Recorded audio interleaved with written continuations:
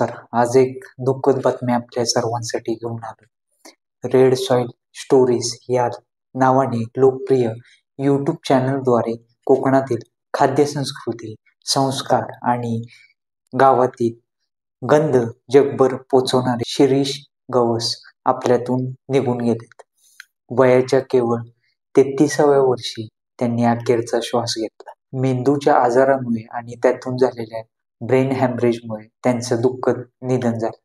गेल्या काही दिवसापासून गोव्यातील रुग्णालयामध्ये त्यांच्यावर उपचार सुरू होते, पण नियतीसमोर सगळं काही अपुरं ठरलं. 1 वर्षापूर्वीच त्यांच्या घरी एका चिमुकल्या मुलीचं आगमन झालं होतं आणि आज तिच्या आयुष्यातून तिचा बाबा निघून गेला. कोरोना काळात मुंबईतलं आयुष्य सोडून शिरीष आणि त्याची पत्नी पूजा दोघांनीही कोकणामध्ये स्थलांतर केलं.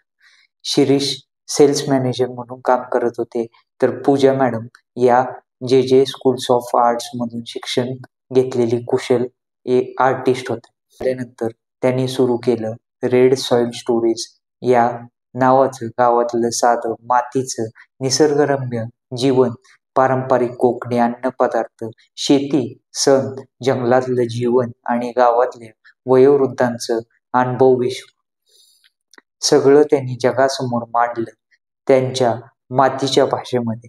कधी भातशेती केली, कधी पारंपरिक पद्धतीचं जेवण शिजवलं, तर कधी माणसांच्या आठवणींना जगवलं. थोड्याच काळात त्यांचं चॅनल 40 पेक्षा अधिक देशांमध्ये देशातील प्रेक्षकांपर्यंत पोहोचलं.